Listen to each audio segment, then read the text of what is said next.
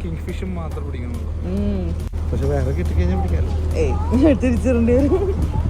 മാമയുടെ അടുത്ത് പോയി അതിനുള്ള ചൂണ്ട എടുത്തിട്ടില്ലേ?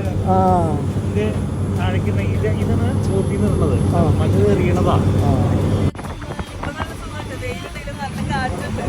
ചെറുതായിട്ട് വെള്ളത്തിൽ ഈ വട്ടമിട്ട് പറക്കുന്ന എന്തിനാന്നല്ലേ, അവിടെ ടേബിളിൽ വെച്ചിരുന്ന ഫിഷ് കിട്ടാനാ. കിട്ടേണ്ടത് കിട്ടിയപ്പോ ആള് പിന്നെ ആ വഴിക്ക് വന്നിട്ടേ ഇല്ല. ഓരോരുത്തരോട് 2 ചൂണ്ട കിട്ടും.